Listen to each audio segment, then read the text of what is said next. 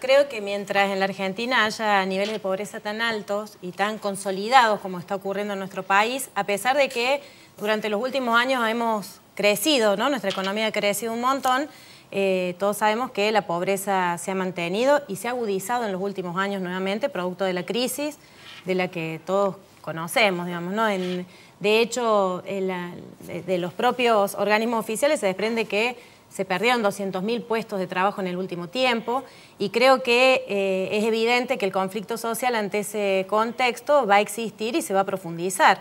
Además, creo que las respuestas que hay alrededor de esto, fundamentalmente de la desocupación, no son buenas, ¿no? De hecho, nosotros creemos que esta propuesta de cooperativas que se ha lanzado desde el Ministerio de Desarrollo Social, por ejemplo, son no solamente limitadas desde el punto de vista de su concepción, sino que además son entregadas, ¿no? Directamente a los intendentes del conurbano con todo el clientelismo que eso además presupone, y de hecho ya los problemas ante esa situación se van viendo y las propias organizaciones de trabajadores y trabajadoras desocupados están dando muestra de su disconformidad, por supuesto en la calle, por supuesto dando debate alrededor de esto. Y creo que en esto nosotros tenemos que ser muy claros. Hay quienes venimos trabajando desde siempre para que no exista pobreza y hay muchos que se montan sobre esta situación y sobre el conflicto social, siendo que de hecho fueron quienes lo generaron. Y de eso también tenemos que estar bien atentos, creo, porque son dos discusiones y dos realidades totalmente diferentes. Pitrola. Yo creo que en el último periodo ha entrado en escena la clase obrera en general y la clase obrera industrial en particular. Y esto tiene que ver con el desembarco de la crisis capitalista mundial en la Argentina y desde luego la impotencia del gobierno para revertir esa situación.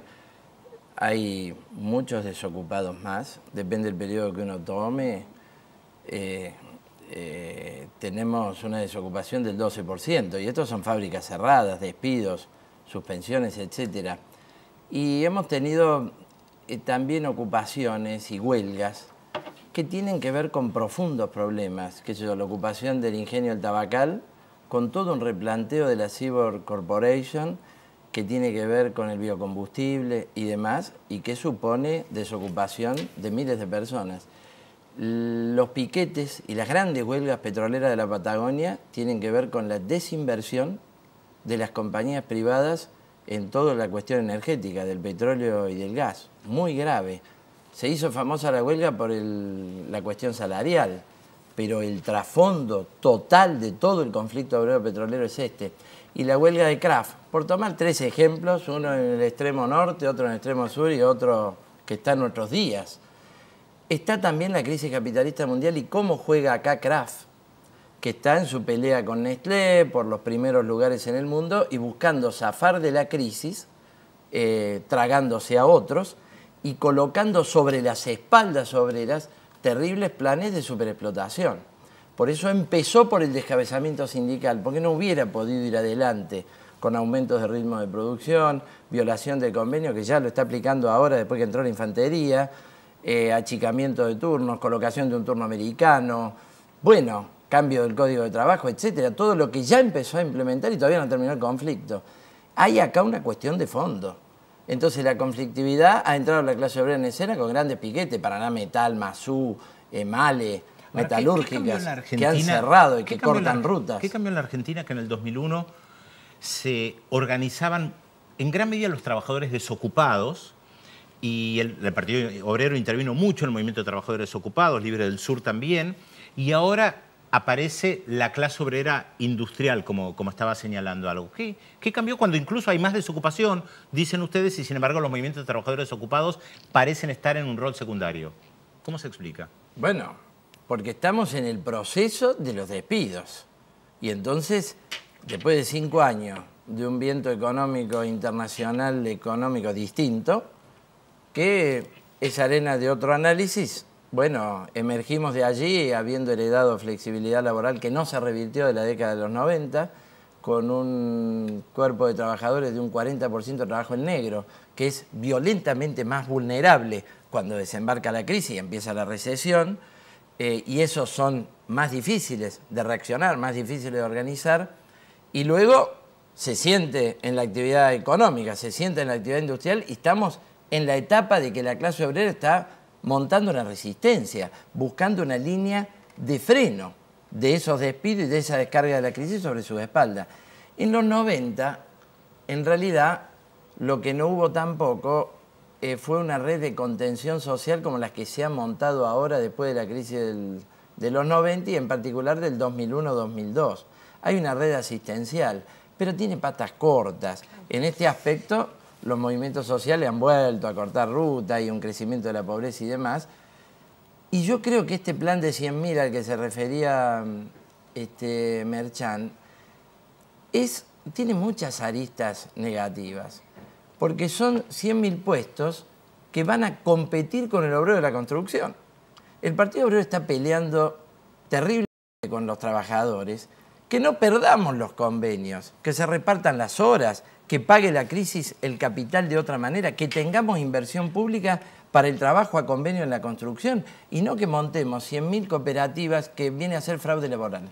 En la definición de un abogado laboral, una cooperativa de trabajo a 1.400 pesos para ir a hacer una obra de lo que sea es un fraude laboral. Entonces apostamos a otra cosa, sí, apostamos a que ahora no demos una respuesta asistencial. Por eso nosotros creemos que en la oposición política y demás incluso hay solo una respuesta asistencial, el seguro por hijo, todo lo demás, pero los despidos los consideran inevitables. Para el Partido Obrero no. Peguemos un giro económico de manera tal que no haya despido. ¿Cuál sería la postura de Libres del Sur respecto del universo de los desocupados y respecto al universo de los trabajadores informales y respecto a los formales, digamos? Totalmente. Nosotros creemos que, en primer lugar, insisto con que el problema principal es la pobreza, los 10 millones de desocupados y pobres que tenemos en la Argentina. Creo que la situación que se está dando también entre los trabajadores, en el caso de Kraft, tiene que ver también con la política de las empresas de deshacerse de sus dirigentes gremiales, ¿no? Que tiene que ver con cómo enfrentar esa política de achicamiento que ellos llevan adelante. A mí me parece que una de las cuestiones que tenemos que tomar en nuestras manos como bandera principal, si realmente queremos una Argentina con equidad, es la asignación universal por hijo, por hija, que es uno de los elementos fundamentales. Nosotros consideramos que está claro que la posibilidad de tener más y mejor trabajo es el eje fundamental, pero que tenemos que establecer un blindaje social para que los demás más desprotegidos de nuestra sociedad efectivamente puedan ingresar a otro modo de vida totalmente diferente. Yo creo que el conflicto social, si no se aborda ese blindaje social, si no se tiene en cuenta esa realidad, hoy tenemos la realidad de las cooperadoras, como planteábamos recién, de las cooperativas, perdón, que claramente no solamente vienen a emparchar, sino que además empiezan a reemplazar, por un lado, a trabajadores de la construcción, por un lado, como planteaba él, pero también a veces a trabajadores municipales incluso, que es la misma realidad que teníamos cuando se otorgaban los 150 pesos del plan jefe y jefas de hogar.